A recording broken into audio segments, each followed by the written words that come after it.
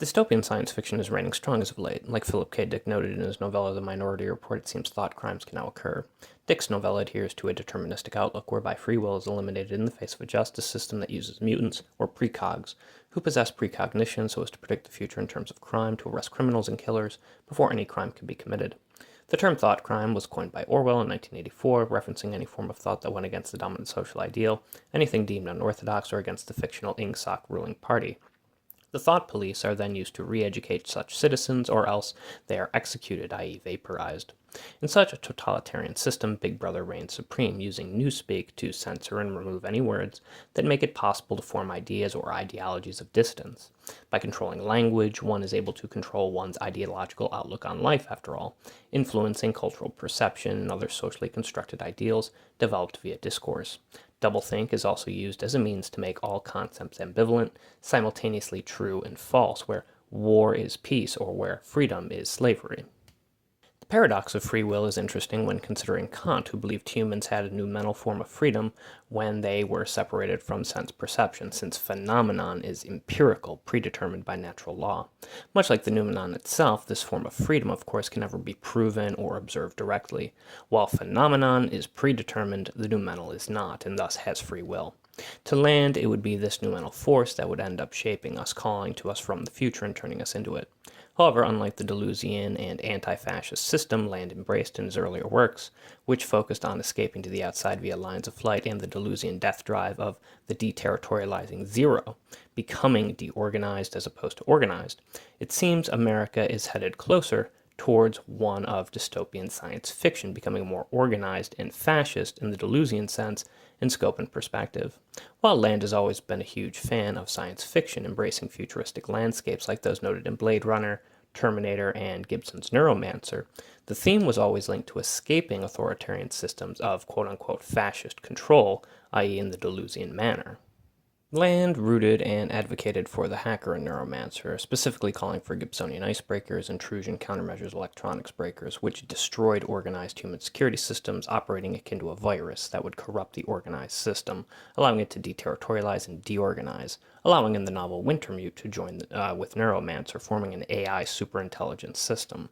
Now, this code would corrupt language itself, getting outside of the regime of signs, which, as Deleuze noted, was tied to identicality and identity. Thus, by getting outside of language and identity, one could embrace difference, forming pluralities and multiplicities, with the quote-unquote deconstruction, if we consider the grammatology of Derrida, of the word itself. This is similar to Barthes' Death of the Author, or Jean-Francois Lyotard's skepticism towards grand meta-narratives, producing not just one main meta-narrative, but creating endless meta-narratives, right, rejecting universal truths. While the incredulity towards meta-narratives seems contradictory, it just means that while there is no one major or universal meta-narrative, there are endless mini meta-narratives that can occur due to the skepticism of meta-narratives themselves, leading, of course, to fragmentation and endless difference via deterritorialization, where more pluralities and multiplicities or endless interpretations of the truth can occur, socially constructed into creation, tied to Landian hyperstition, and of course, as we noted before, demonic summonings. Social media has become nothing if not a place where mimetic interpretations tend to outweigh certain truths, spreading disinformation for propagandized purposes. Land's ideas, of course, would further develop with the Dark Enlightenment, leading many to believe he had completely inverted his earlier ways of thinking, but as we noted with Machinic Eros, desire is a two-way street, and it can be used for opposing purposes. Much like how a Deleuzian war machine could lead one to a line of flight to the outside, helping them escape, that war machine can also be captured by the state and used for state purposes. Based on this, can we conclude Nick Land himself has been captured, especially when considering his ties to both Trump, seen as the accelerationist president par excellence, and of course China, who, with the loss of U.S. soft power, expands upon its sphere of influence in the world. While Land has never favored the human being in his writings, he has always, or at least claimed to be, an anti-fascist. As the fake quote often falsely attributed to Benito Mussolini famously stated, however, fascism should more appropriately be called corporatism because it is a merger of state and corporate power. Whether Mussolini said it or not is irrelevant, as the quote fits in nicely with Land's philosophy, Jacques Ellul's own predictions in the technological society, and the dystopian settings of most science fiction stories. With the tech billionaire class having made election donations to help get Trump elected, Bertram Gross's friendly fascism is already here and has been here for some time, only now it appears as if the friendly face or mask is being more and more removed, much akin to the flesh falling off the Terminator machine.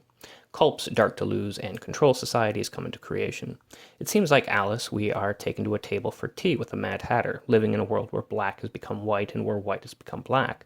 National Security Presidential Memorandum 7, or NSPM 7, was passed just 3 days ago as of this video. In light of the Charlie Kirk assassination and the shooting at the Dallas ICE facility, the government has begun implementing policies set to crack down on terrorist activity. However, as we noted before, any tragedy that occurs is often used for the political purposes of implementing a state of exception, just as Bush did after 9/11 with the implementation of the Patriot Act, whereby human freedoms are lost under the guise of personal or national security. Control, after all, is founded upon fear, but as noted by Alan Moore in V for Vendetta, it is the government that is meant to fear its people, not the other way around.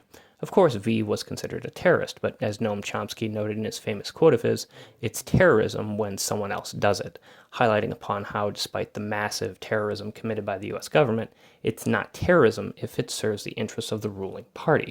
For example, does the genocide occurring in Gaza by Israel, since it is backed by the US taxpayer, make us all terrorists, since we are technically financially supporting Israel? Or does that label only exist for those opposed to sharing ruling class sentiments? NSPM 7 specifically targets those who use the term anti-fascist. The anti-fascist organization Antifa has since been labeled as a domestic terrorist organization. To combat this anti-fascist sentiment, Trump appears to be targeting those who are, quote, anti-Americanism, anti-capitalism, and anti-Christianity, and who, quote, support for the overthrow of the United States government, extremism on migration, race and gender, and hostility towards those who hold traditional American views on family, religion, and morality. To many, the major concern with this is that, along with the definitions being open-ended for any kind of interpretation, it appears to be a blatant attack upon American First Amendment freedoms, specifically the freedom of speech, especially in light of Jimmy Kimmel's recent ban and reinstatement to the Late Show program, of course causing massive cancellations to Disney subscriptions via public boycotts. Much like Orwell's 1984 or Dick's Minority Report, it seems thought crimes are soon set to occur in mass, where thought police via ICE or the National Guard are being assembled and installed state by state. While Trump has already deployed the National Guard to LA and DC, with plans on other states, Portland seems to be the most recent, calling for agents to use quote-unquote full force if needed, despite the Passe Comitatus Act preventing federal troops from being deployed for domestic law enforcement. This would apply to the National Guard since it has been called into federal service by Trump. It would not apply if the National Guard were operating under state authority. Either way, Orwell seems to be living large in a world where free will is faltering, along with many American freedoms. It becomes difficult to consider Land an anti-fascist any longer, despite his claims of accelerationism being anti-fascist via Deleuze, when considering present-day politics and the prerogatives of the Trump administration. The question becomes, how much are corporations willing to lose before acting counter to what this administration wills upon the world? And since profit always outweighs people, where money and mammon outweigh working-class men and women, who will fight for the poorer population that have not any real purchasing power? What does NSPM 7 really mean by anti-Christian when Christ himself noted how one could not serve God and mammon simultaneously? When neoliberalism profits via deregulation and privatization, people tend to perish.